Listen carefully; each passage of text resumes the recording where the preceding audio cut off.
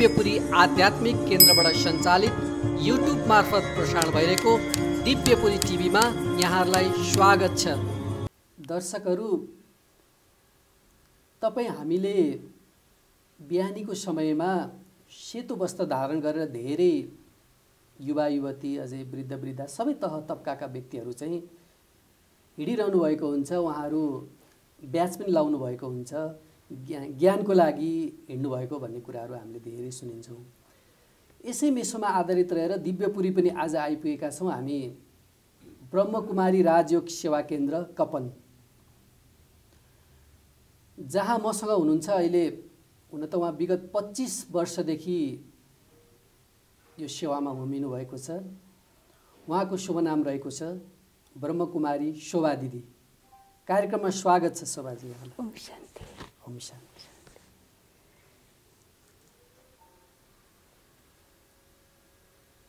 अलिकति म हजुरको यो जुन अहिले हामी यो दिव्य कक्षाभित्र छौँ होइन, हजुरहरूको यो जुन ब्रह्मकुमारी राजयोग सेवा केन्द्रको पनि जुन हजुरहरूले अहिले यहाँ भर्खरै मलाई हजुरले नै सबै कुरा सरस्वती जानकारी गराउनु भयो होइन।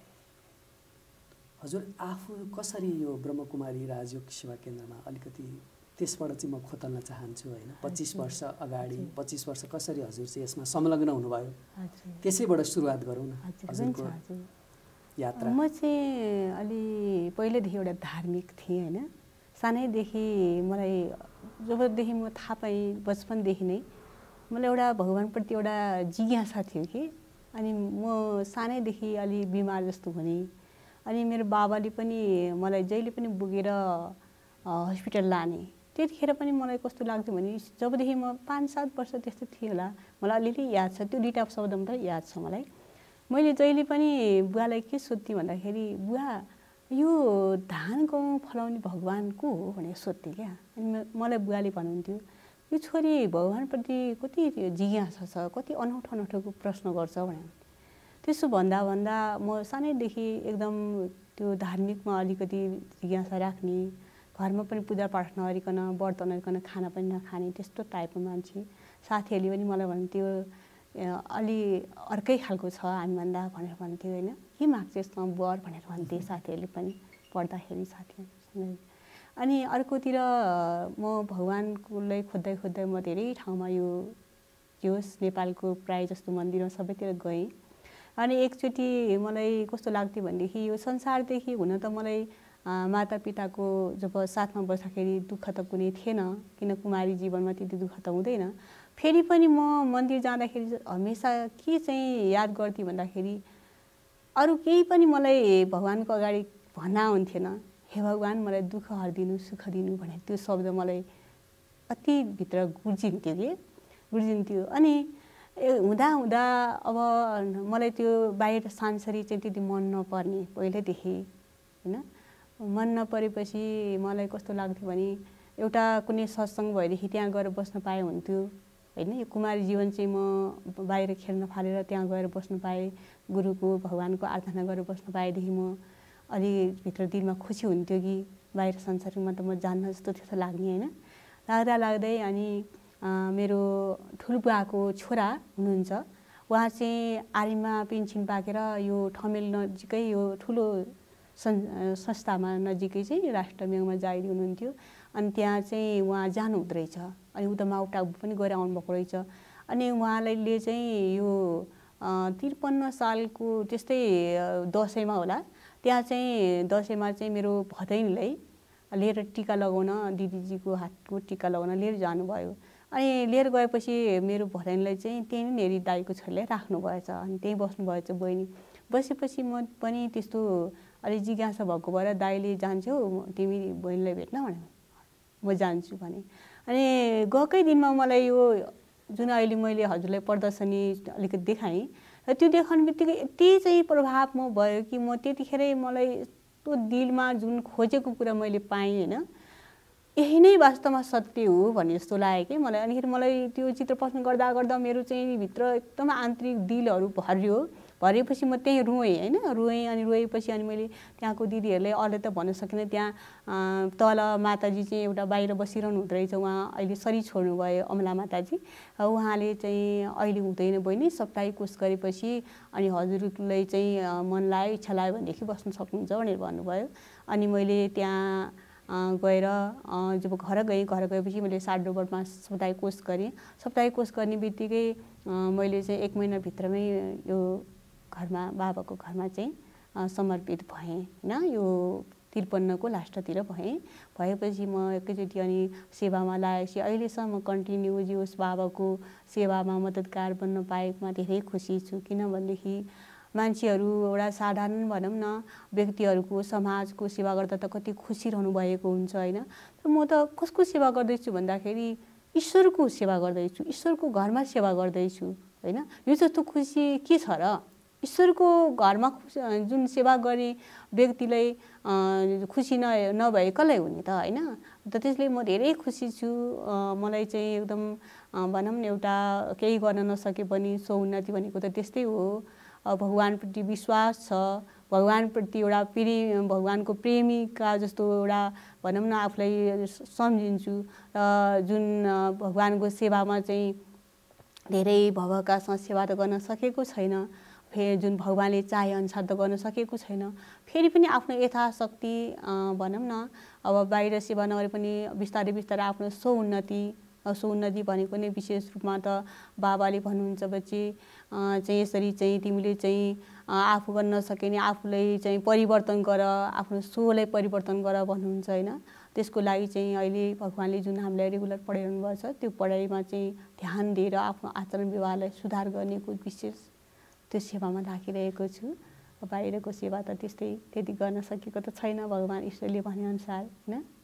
24 वर्ष भयो भन्नुभयो, 24 वर्षदेखि यो जुन ब्रह्मकुमारी राजयोग सेवा केन्द्रमा आबद्ध हुनुहुन्छ। अझै यसमा त तपाईँले 13 वटा शाखाको यो जुन चाबेल शाखाहरू पनि होइन, यसको नेतृत्वदायी भूमिका पनि एउटा बागडोर लिएर गर्नु त के नै पर्छ र साथीहरू हुनुहुन्छ।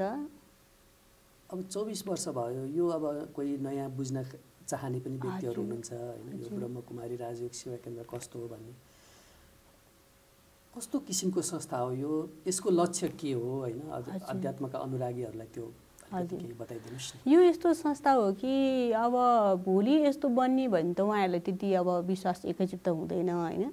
कस्तो भन्दाखेरि अहिले यो समाजमा यस्तो छ कि विकृतिहरू बढेको, अनेक दुःख अशान्ति आफ्नो घर परिवारमा छरछिमेकीमा आफ्नो छोरा आफ्नो भनौँ न परिवारले कसैले पनि उनीहरूलाई सुख दिन सकेको छैन र त्यो आत्माहरू तडपिरहेको छ। र त्यो आत्माहरूलाई चाहिँ भगवानको सन्देश दिने अब भगवानै वास्तवमा हाम्रो लास्ट समयमा भनेको जस्तै अब बाहिर पनि घरभरिमा परिवार हुनुहुन्छ, छरछिमेक भएर पनि शरीर छोड्ने बेलामा कुनै दुःख पऱ्यो भने भगवानको याद गर भनिन्छ होइन। र त्यो गर्नुहोस् भनेर भनिन्छ भनेदेखि हामीले चाहिँ यो जब होइन यसरी चाहिँ भनौँ न शरीर छोड्ने बेला मात्रै होइन, अहिले यतिखेर हामीले चाहिँ सक्ने बेलामा भगवानको याद गर्नुहोस्। भगवानले जुन अहिले यतिखेर आएर भगवानले सन्देश दिनुभएको छ, ईश्वरले ज्ञान दिनुभएको छ, जुन ज्ञानबाट हामीले आफूलाई परिवर्तन गर्न सक्छौँ, आफूलाई यो परिस्थितिमा यो समस्यामा चाहिँ हामीले निर्भय भएर ईश्वरको याद गरेर चाहिँ हरेक कुरालाई सामना गर्न सक्छौँ भनेर यसरी चाहिँ ज्ञान दिनको लागि चाहिँ विशेष भगवान परमात्माले यतिखेर हामीले निमित्त बनाउनु भएको छ होइन।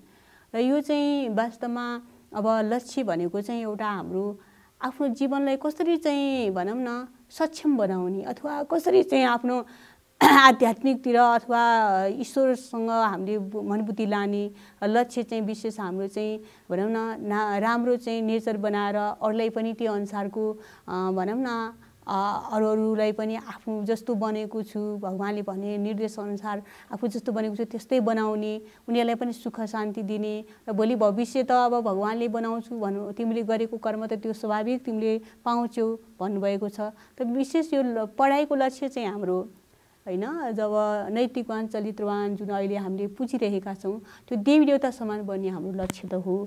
र त्यो लक्ष्य सम्पूर्णको लागि त हामीले आफ्नो जीवनलाई आचरण व्यवहारमा चाहिँ एउटा भनौँ न परिवर्तन गर्नुपर्ने हुन्छ नि त। जुन पहिल्यैको जुन आचरण व्यवहार स्वभाव संस्कार खानपान एक्टिभिटी जुन भनौँ न हेराइ देखाइ सोचाइले त हामी त्यस्तो जुन सोचेको जस्तो लक्ष्य त बनाउन सक्दैनौँ र त्यसैले त्यो परिवर्तन गर्नेको चाहिँ विशेष हाम्रो आफूलाई बनाउने र अरूलाई बनाउनेको चाहिँ विशेष लक्ष्य रहेछ कि यो संस्था चाहिँ एउटा हैन सबैलाई सुख शान्ति दिने नै वास्तवमा यो आध्यात्मिक यो ब्रह्मकुमारीको लक्ष्य हो।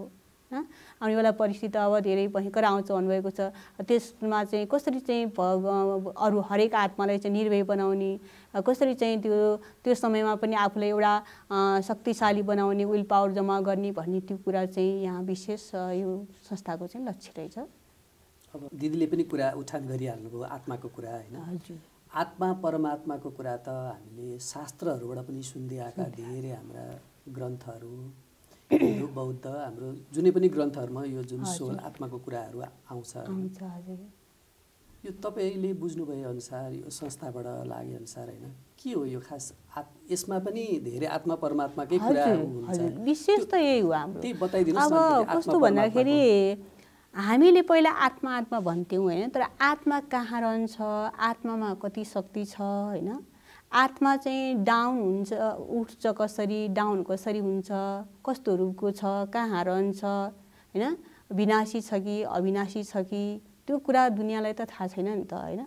अहिले भगवानले चाहिँ आएर परमात्माले आएर चाहिँ के भन्नु भन्दाखेरि आत्मा भनेको एउटा ज्योति हो यो शरीरलाई चाहिँ अब त्यतिकै शरीर त चलेको होइन जुन हामीले आत्मा आत्मा भन्छौँ अब आत्मा गयो पनि भनेर भन्छ बाहिर पनि हैन तर आत्मा भनेको कस्तो हो त के हो त भनेर भगवानले अहिले यतिखेर आएर जानकारी दिनुभयो कि जब आत्मा चाहिँ एउटा भनौँ न कुनै पनि एउटा चिजलाई चलाउनको लागि एउटा साधनाको आवश्यकता पर्छ हैन त्यस्तै प्रकारले यो शरीर भनेको एउटा साधना हो र साधनालाई चलाउनको लागि एउटा जुन एनर्जी भनेर भन्छ त्यो एनर्जी भनेको नै वास्तवमा आत्मा रहेछ हैन। आत्मा चाहिँ एउटा यस्तो प्रकारको शक्ति हो जब हुन त यो देख्नमा त यति ठुल्ठुलो शरीरमा कर्मिण्डहरू छ शरीर यत्रो बढी छ हैन तर जुन प्रकारको शक्ति जसले चलाइरहेको छ त्यसलाई हामी देख्न सकेका छैनौँ कि र त्यो देखाउनको लागि चाहिँ परमात्मा ईश्वर आउनुभएको छ र परमात्मा ईश्वरले चाहिँ के भन्नुहुन्छ भन्दाखेरि पछि तिमी ज्योति बिन्दु आत्मा हो आत्मालाई चाहिँ तिमीले देख्न सक्दैनौ है आत्मालाई देख्नको लागि चाहिँ कुनै पनि बाहिरी सांसारिक साधनबाट वैभवबाट पदार्थबाट तिमीले देख्न सक्दैनौ त्यसलाई देख्नको लागि चाहिँ परमात्मा ईश्वरको ज्ञानको नै जरुरत पर्छ र त्यो ज्ञानबाट नै तिमीले जुन आत्माको दर्शन पाउन सक्छौ र आत्मा भनेको एउटा ज्योति बिन्दु हो आत्मा कहिले पनि विनाश हुँदैन आत्मा अखण्ड ज्योतिमय जसलाई त्यो आत्मालाई नकाट्न पनि सकिँदैन त्यसलाई चाहिँ भनौँ न अब आगोले जलाउन पनि सकिन्न कुनै पनि काट्ने भाँडोले काट्न पनि सकिँदैन र त्यो आत्मा एउटा चैतन्य शक्ति हो निराकार ज्योति बिन्दु हो र त्यो चाहिँ एउटा भनौँ न शक्ति त्यसलाई चाहिँ बाहिरी आँखाले देख्न सक्दैनौ त्यसलाई चाहिँ अनुभवको आँखा चाहिन्छ तेस्रो आँखा जब तिम्रो खुल्छ तब नै तिमीले त्यो आत्मालाई देख्न सक्छौ अनुभव गर्न सक्छौ भन्नुहुन्छ। जस्तै एउटा अगरबत्तीको बास्ना हामीले कहिले पनि देख्न सक्दैनौ माने अनुभव गर्न सक्छौ त्यस्तै आत्मा पनि तिमीले देख्न सक्दैनौ है ज्योति बिन्दु छ र त्यो चाहिँ कहिले पनि विनाश हुँदैन त्यो चाहिँ अजर अमर अविनाशी शक्ति हो गीतामा पनि भनेको छ आत्मा अजर अमर अविनाशी छ भनेर भनेको छ त्यही अनुसार आत्मा चाहिँ कहिले पनि विनाश हुँदैन आत्मा निधारमा छ आत्मा परमात्माको सन्तान हो भनेर भगवानले चाहिँ यसरी आएर हामीले बताउनु भएको छ र आत्मामा चाहिँ यो ज्ञानमा चाहिँ हामीले पुरै आत्माको नै ज्ञान दिइन्छ हैन आत्माको जुन यो ज्ञानको पहिलो पाठ भनेको नै वास्तवमा आत्मालाई चिन्ने र आत्मा जबसम्म चिन्दैन तबसम्म कुनै पनि ज्ञान चाहिँ अगाडि हामीले बुझ्न सक्दैनौँ र आत्मा नै पहिला हामीले विशेष विश्वास गर्नुपर्ने हुन्छ। वास्तवमा म आत्मा रहेछु यो शरीर त एउटा गाडी रहेछ जबसम्म आत्मा छ तबसम्म यो गाडी चल्ने हो न यदि आत्मा छैन आत्माले आफ्नो पाठ पुरा गर्यो भनेदेखि यो शरीरलाई हामीले यहीँ छोड्नुपर्छ भन्ने एउटा निश्चय यो ज्ञान यसमा चाहिँ छ हैन।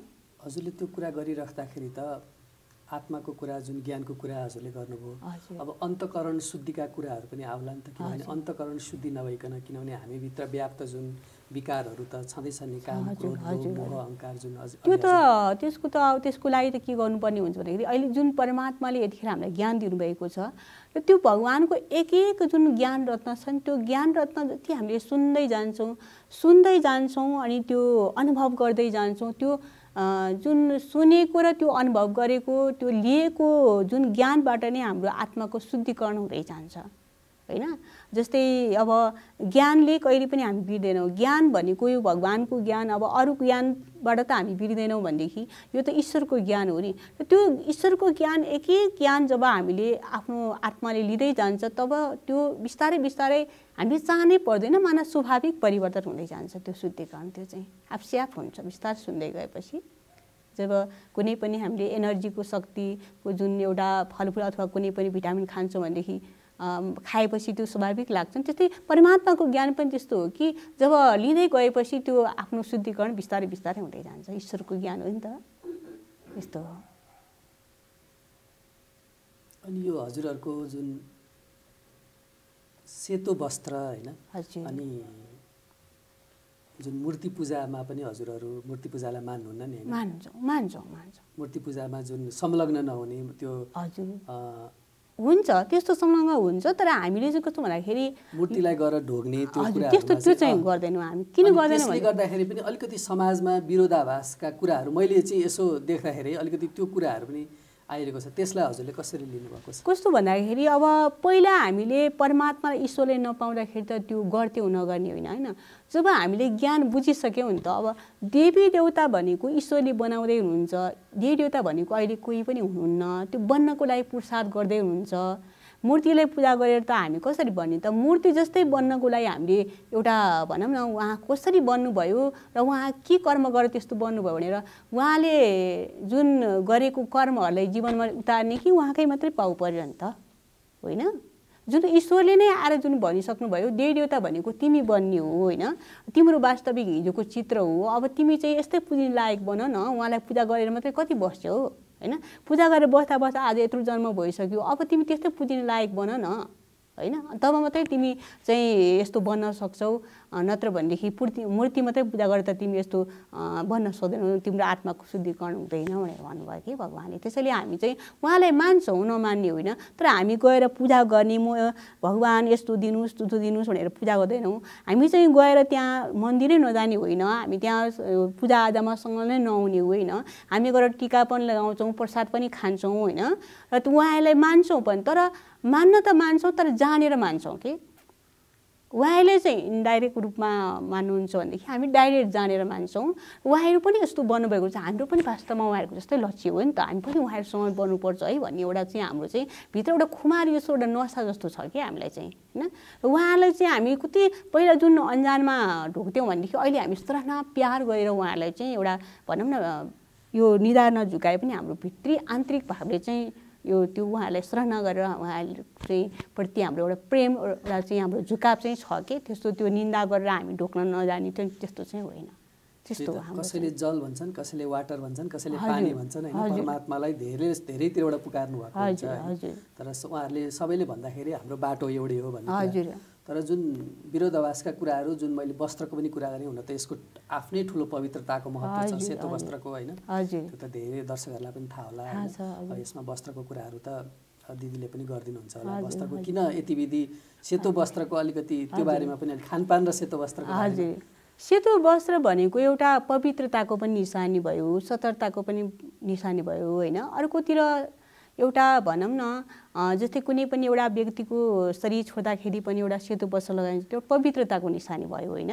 ऊ दुनियाँदेखि पूजा गर्दाखेरि सेतो धोती लाएर अनि गरिन्छ। अर्कोतिर कुनै पनि व्यक्तिको अब भनौँ न मेल फिमेलको म्यारिड हुन्छ नि, म्यारिड भएको बेलामा सम्पूर्ण रूपमा के लगेको हुन्छ भनेदेखि सेतो रातो वस्त्र लगेको हुन्छ क्या। तर एउटा मात्रै सेतो लगेको हुन्छ, एउटा धोतीपाता लगेको हुन्छ बाहिरपट्टि सेतो बड्का, अहिले प्रायः त बान्दैनन् तिनीहरूले होइन। र जस्तो के हुन्छ भन्दाखेरि रातोमा सिन्दुर राख्दाखेरि कहिले पनि रातोमा सिन्दुर राख्नुहुन्न, सेतोमा सिन्दुर राख्नुहुन्छ कि। जब रातो मुनि कपडा राखेको हुन्छ माथिबाट चाहिँ सेतो कपडा, सेतोमै यसरी चाहिँ किन हाल्नु पर्यो, रातैमा हाल्यो नि त हुन्थ्यो नि। त वास्तवमा मान्छेले त बुझेको छैन त्यो कुराहरू होइन। त वास्तवमा सेतो भनेको पवित्रताको निशानी हो। यो आजसम्म यो कुमारी चाहिँ पवित्र थियो र आजदेखि ऊ चाहिँ एउटा भनौँ न झुकाव गृहस्थ परिवारमा चाहिँ एउटा भनौँ न उसले नै गएर झुक्नु पर्यो होइन। ऊ एउटा पवित्रताको निशानी थियो भनेदेखि ऊ एउटा अपवित्रताको एउटा निशानी भयो। त्यो कस्तो भन्दाखेरि ऊ एउटा जमजालमा फस्यो। अब उसले चाहिँ गएर आजसम्म सबैले पूजा गर्थे कुमारी भनेर, अब भोलि चाहिँ उसले चाहिँ गएर चाहिँ सबैलाई मान्नु पर्यो, झुक्नु पर्यो भन्ने एउटा चाहिँ कारण देखाएको, त्यो पवित्रताको खण्डित भएको देखाएको हो के खासमा। आजदेखि रङ्गियो है भनेर देखाएको के होइन, यसरी देखाएको रहेछ नि वास्तवमा। बुझ्दाखेरि भगवान्ले बुझाए अनुसार चाहिँ पवित्रताको निशान आजदेखि चाहिँ खण्डित भयो है भनेर देखाएको रहेछ वास्तवमा। रातो रङ्गिनु माना परिवारमा घोलमेल हुनु, माना परिवारमा इन्भल्भ हुनु हो। र पवित्रताको निशानी कुमारी भनेको अलग जीवन भयो, र त्यो गृहस्थ परिवारमा चाहिँ एउटा भनौँ न व्यवहारिकमा चाहिँ एउटा समल भएको एउटा आधार मानिन्छ वास्तवमा सेतो कपडाको होइन। र अर्कोतिर भनौँ न शिक्षाको प्रतीक पनि भयो, अर्कोतिर हामी यो पनि मान्न सक्छौँ। जस्तै विद्याको देवी सरस्वतीले चाहिँ हामीले सेतो वस्त्र लगाएको देख्छौँ, शिक्षाको प्रतीक पनि भयो यो होइन। भनेदेखि यो चाहिँ एउटा भगवान् परमात्मा आएर, ईश्वरले आएर चाहिँ एउटा भनौँ न सेतो कपडा दिनुभयो हामीलाई, यसको ड्रेस भनेर एउटा। जस्तै कुनै पनि एउटा विद्यालयमा कुनै न कुनै एउटा ड्रेस हुन्छ, त्यस्तै यो पनि ईश्वरी विश्वविद्यालयको ड्रेस हो होइन। जस्तै आत्मालाई शुद्धिकरण बनाउनु पर्छ। जस्तै तिमीले एउटा सेतो कपडा लगाएको छौ, सेतो देखिन्छ, सेतोमा एउटा सानो छिर्का लगाउनु बित्तिकै त्यो सेतोलाई नहेरेर त्यो कालोलाई हेरिन्छ। त्यस्तै तिम्रो आत्मा पनि शुद्धि बनाउनु पर्छ, जस्तै कपडा जस्तै आत्मा शुद्ध बनाउनु पर्छ, पवित्र बनाउनु पर्छ भनेर वास्तवमा यो वस्त्र भगवान्ले दिनुभएको हामीलाई होइन। यसरी चाहिँ हामीले बुझेका छौँ, भगवान्ले बुझाएअनुसार पवित्रताको धेरै महत्त्व छ। यहाँ ज्ञान लिन चाहिँ कस्ता कस्ता व्यक्तिहरू आउँछ दिदीजी यसमा? यो चाहिँ एउटा ज्ञान भन्नुको साथसाथै यहाँ चाहिँ पढाइ हुन्छ होइन, आध्यात्मिक पढाइ हुन्छ, नलेज हुन्छ। र यसमा चाहिँ सबै वर्गको आउनुहुन्छ, जातपात नि हुँदैन। यहाँ चाहिँ सानो बुढा बच्चा बालक युवा सबै वर्गको आउनुहुन्छ होइन। एउटै स्कुलमा एउटै चाहिँ कक्षामा पढ्नुहुन्छ यहाँ चाहिँ। अब हजुरहरूको त मेन कडी सिद्धान्त नै ब्रह्मचर्यको छ, ब्रह्मचर्यको पालना होइन। हजुर, त्यो गृहस्थाश्रममा बसेकाहरूलाई कसरी सम्भव छ त दिदी? त्यो त अब यस्तो नि त, अब सबैले त अब सक्नुहुन्न होइन। तर बिस्तारै बिस्तारै गरेर त्यो ज्ञान बुझ्दै गएपछि त्यो शक्ति लिँदै, अब ज्ञानको साथसाथमा जस्तै एउटा कुनै पनि हतियारमा धार छ भनेदेखि त्यसले काट्न सक्छ, नत्र काट्न सक्दैन होइन। त्यस्तै प्रकारले हामीले पनि जति ज्ञान बुझ्छौँ, ज्ञान बुझेपछि जति भगवान्सँग सम्बन्ध जोड्दै जान्छौँ होइन, जोड्दै गएपछि त्यो अटोमेटिक नै एउटा व्यवहारिक रूपमा पनि त्यो पोजिटिभ आउन थाल्छ। पोजिटिभ आएपछि बिस्तारै बिस्तारै त्यो सम्भव हुन्छ होइन। त्यो चाहिँ सम्भव हुन्छ, भइरहेको छ हाम्रो परिवारमा। अब कतिजना युगल जोडी आउनुहुन्छ, कसैको पति आएको हुँदैन, कसैको पत्नी आएको हुँदैन, कसैको युगल जोडी नै आउनुभएको हुन्छ। तर सम्भव छ त्यो, किन भन्दाखेरि ज्ञानको साथसाथमा ईश्वरसँग सम्बन्ध गाँसेर चाहिँ हाम्रो आत्मालाई प्युरिफाई बनाउँदै गएपछि आफसे आफ त्यो हाम्रो आफ्नो कर्मेन्ड्रीलाई समेट्न सक्छौँ, र अर्को कर्मेन्ड्रीलाई पनि एउटा उनीहरूको दृष्टिलाई पनि हामीले परिवर्तन गर्न सक्छौँ। त्यो चाहिँ भगवान्को शक्ति चाहिँ धेरै हामीले लिनुपर्ने हुन्छ, अनि मात्रै सम्भव छ। मैले पृष्ठभूमिमा पनि देखिरहेको छु तस्बिर होइन। बाबा उहाँको नाम त लेखराज थियो होइन पहिला? उहाँ पनि पहिला कृष्ण भक्त हुनुहुन्थ्यो भन्ने नारायणको विशेष होइन। 60 कि कति वर्षमा उहाँ, त्यो अलिकति उहाँको बारेमा अलिकति बताइदिनुहोस् न दर्शकहरूको लागि। हजुर, पहिला पहिला हाम्रो ब्रह्मा बाबा पनि अब पहिला नारायणको भक्त हुनुहुन्थ्यो, शिवको गीता अध्ययन गर्ने, शिव बाबालाई धेरै मान्नुहुन्थ्यो उहाँले होइन। र अब 60 वर्ष मान्दा उहाँले अब सत्सङ्ग गर्ने, गुरुहरूलाई बोलाउने, हरेक धर्ममा पनि जानुभयो, नजानु भएको होइन। तर उहाँले सोधेका कुराहरू, जुन मनमा लागेको क्वेसनहरू कसैबाट पनि जवाफ मिलेन होइन। जस्तै अब देहको सम्बन्धी सबै भुलेर मेरो मामेको मेरो याद गर भनेर भनेको थियो गीतामा। वास्तवमा उहाँले देहको कुरा नै बुझ्न सक्नु भएन, देह भनेको के हो होइन, देही भनेको के हो भन्ने कुरा बुझ्न सक्नु भएन पहिला, र कसैले बुझाउन पनि सक्नु भएन। अनिखेरि अब मनमना भव मध्याजी भव पनि गीतामा कति भनेको थियो, उहाँले पढ्नुहुन्थ्यो, तर मनमा भव मध्याजी भव भनेको के हो भनेर त्यो पनि बुझ्न सक्नु भएन। वास्तवमा भगवान्ले आएर अहिले यतिखेर बुझाउनु भयो, उहाँले विश्वास लाग्यो, हरेक कुरा उहाँले जुन मनमा लागेको गीता पढेको क्वेसनहरू जुन हरेक चाहिँ क्वेसन थियो त्यो जवाब सबै भगवान्बाट प्राप्ति भयो उहाँलाई होइन। पहिला त उहाँ पनि त गीताहरू अध्ययन गर्ने, गीतामा पनि त कति कुराहरू त राम्रै लेखेको छ, तर त्यसको यथार्थ कुराहरू त अब सुनाउने व्यक्तिले पनि बुझाउन सक्नुभएको छैन। अहिले पो भगवान्ले आएर हामीलाई बुझाउनु भयो होइन। भनेदेखि अब उहाँ 60 वर्षको उमेर कति भगवान्लाई खोज्नुभयो, ताडिनु भयो, कति गुरुहरू बोलाएर सत्सङ्ग लगाउनु भयो, फेरि पनि भगवान्लाई चिन्नु भएन। र स्वयं 60 वर्षको उमेरमा उहाँको पाठ पनि त्यस्तै ईश्वर आएर उहाँको मुखद्वारा ज्ञान दिनेको पाठ थियो। अहिले भगवान्ले उहाँद्वारा ज्ञान दिन थाल्नुभएको यत्रो समय आइसकेको छ होइन। 84 वर्षदेखि हामीले मनाउँदै आइरहेका छौँ, त्यो ज्ञान सेवन गर्दै आइरहेका छौँ।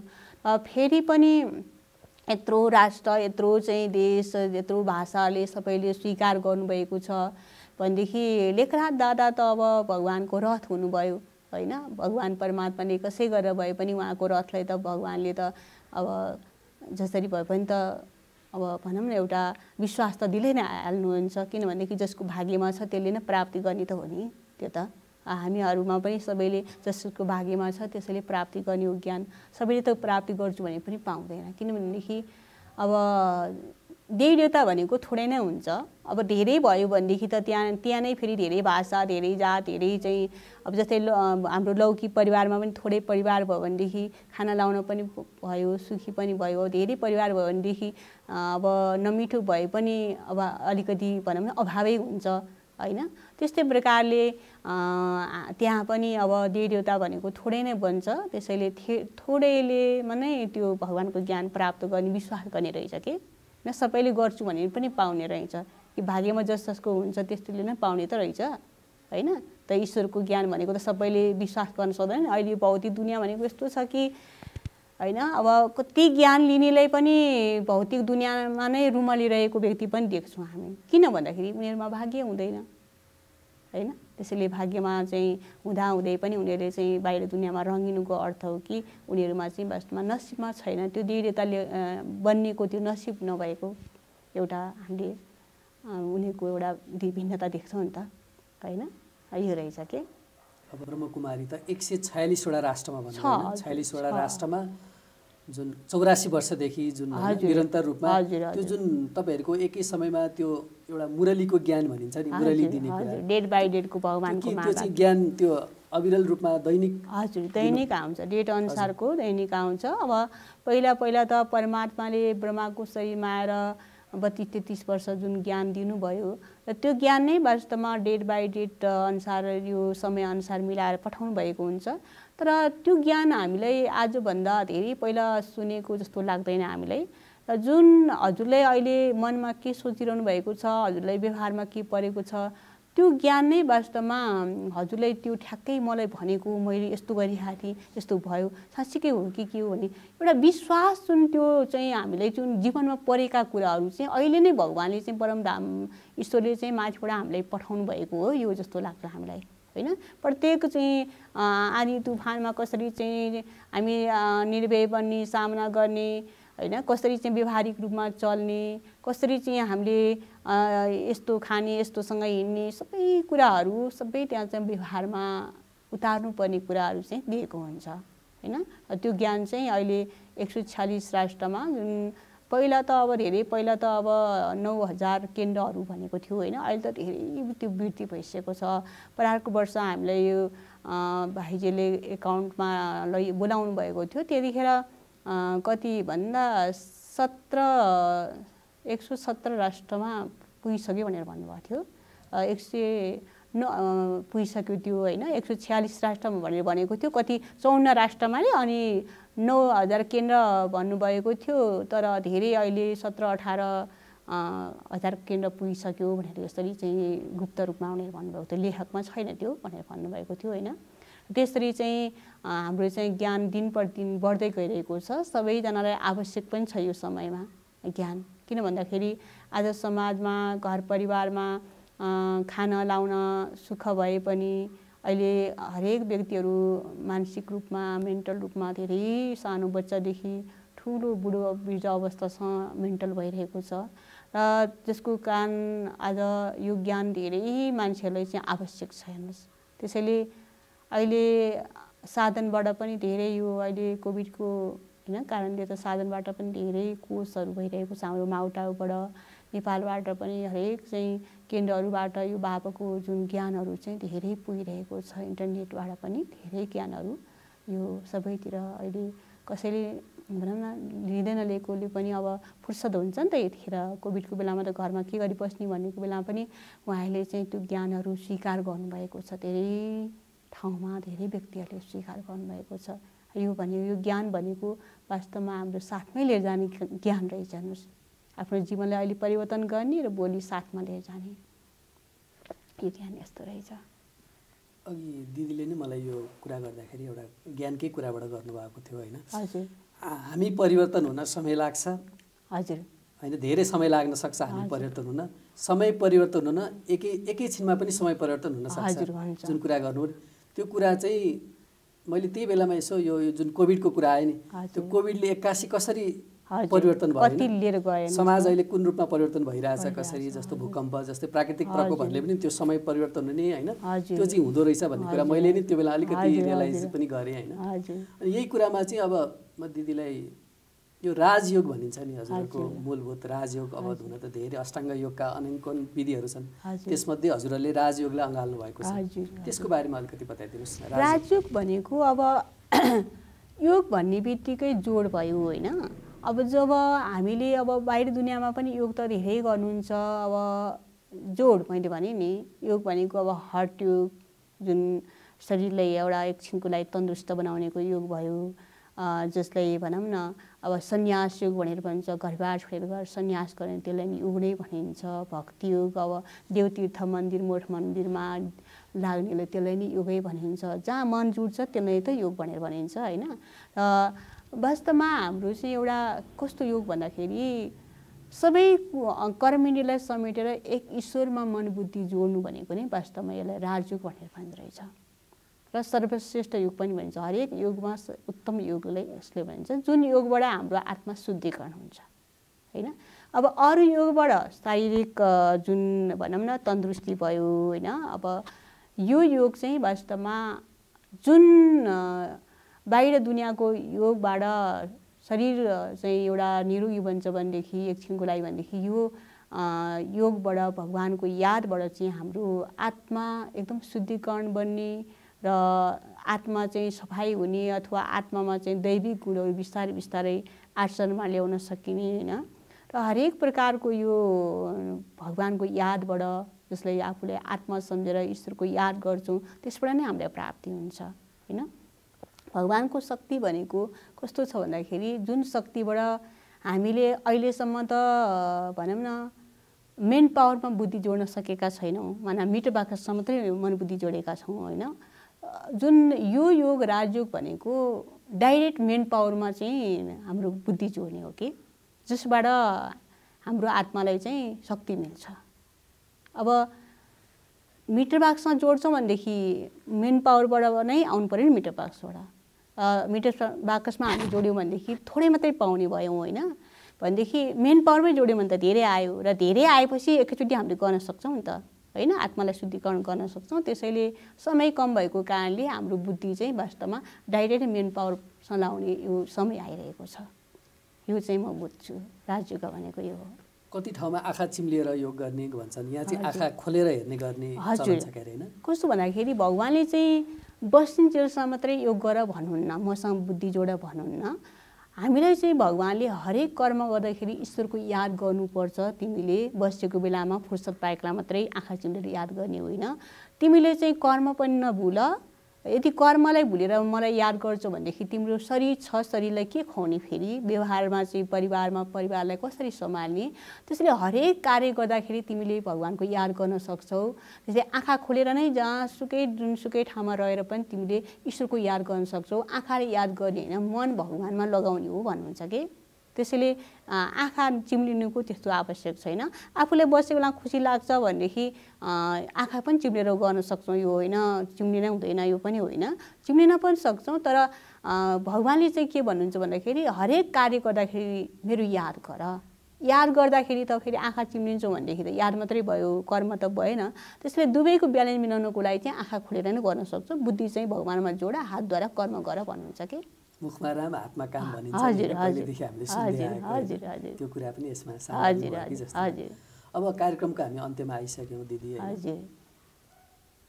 हामी अन्त्यमा एउटा सानो कमेन्ट्री पनि गर्छौँ। त्योभन्दा अगाडि मलाई त्यो हजुरहरूको यो ब्रह्मकुमारीमा चाहिँ प्राय जहाँ पनि ओम शान्ति भनिन्छ, हजुर। त्यो बारेमा अलिकति केही बुझाउन। ओम शान्ति। हजुर, ओम शान्ति भनेको चाहिँ जस्तै अब कुनै पनि व्यक्तिसँग भेट्यो भनेदेखि कसैले भनौँ न हाई हल्लो भन्छ, नमस्ते भन्छ, गुड मर्निङ भन्छ, जुनसुकै जतिखेर भेट्यो त्यतिखेर त्यही अनुसारको रेस्पेक्ट त दिने हो होइन?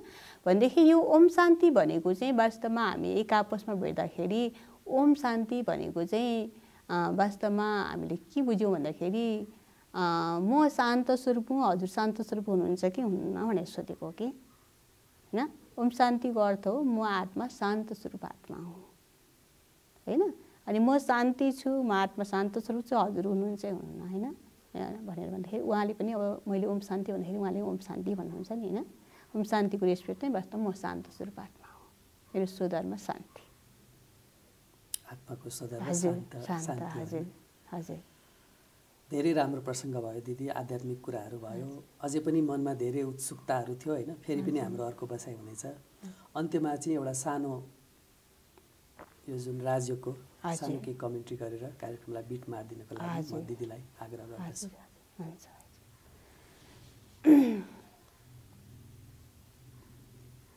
ओम शान्ति। म आत्मा शान्त स्वरूप हूँ, म आत्मा निधारको बीच भागमा एक चम्किलो तारा हूँ, म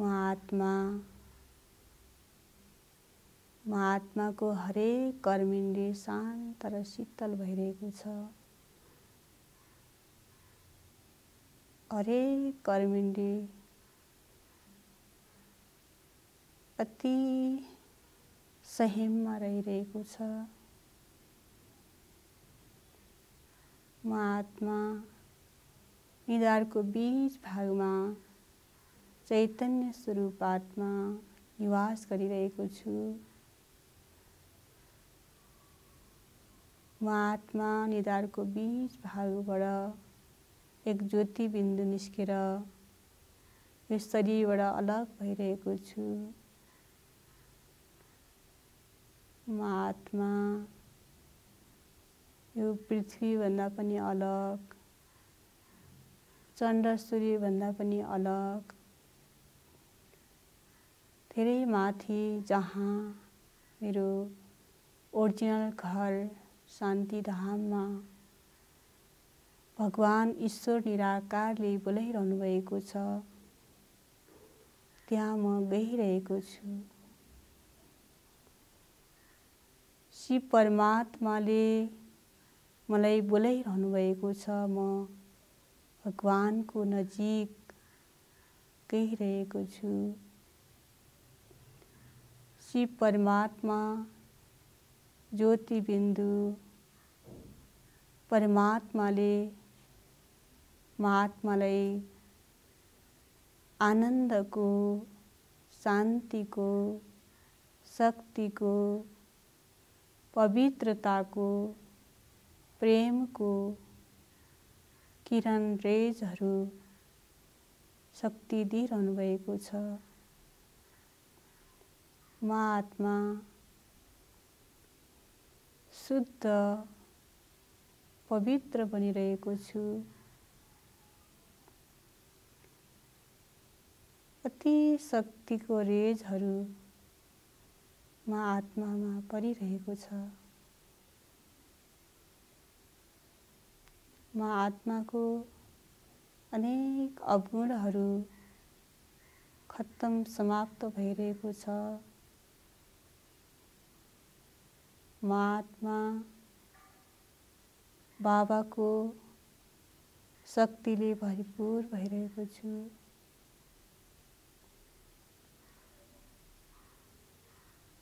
म आत्मा अति शान्तिको अनुभव गरिरहेको छु।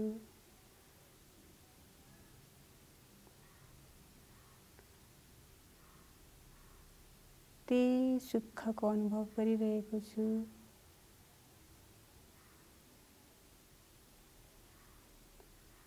पवित्रताको किरणहरूले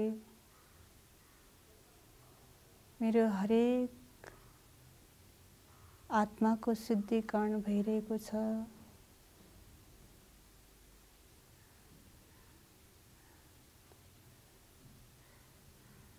आत्मा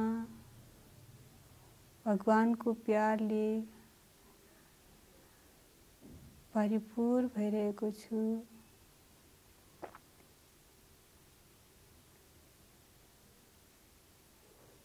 म आत्माले अति सुखको अनुभव गरिरहेको छु।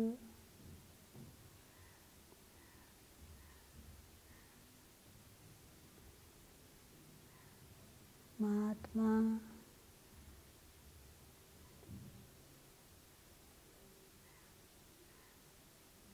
परमधामदेखि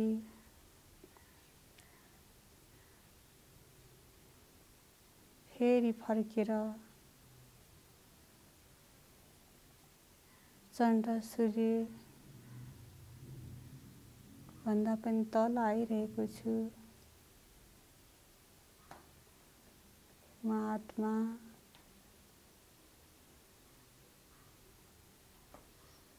यो बडीमा निधारको बीच भागमा आइसकेको छु।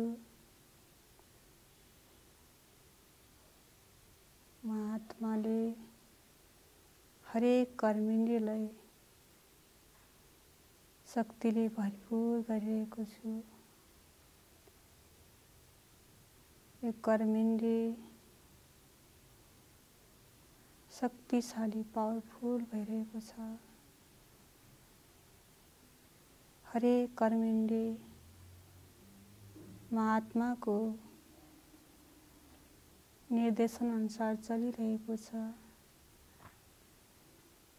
अति एकाग्र भइरहेको छ। शान्त भइरहेको छ।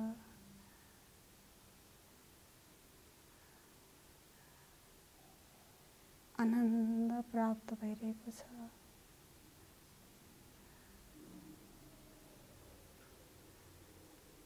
म आत्माको स्वधर्म शान्ति हो।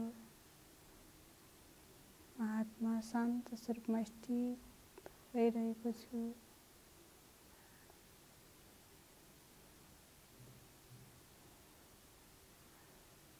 ओम शान्ति।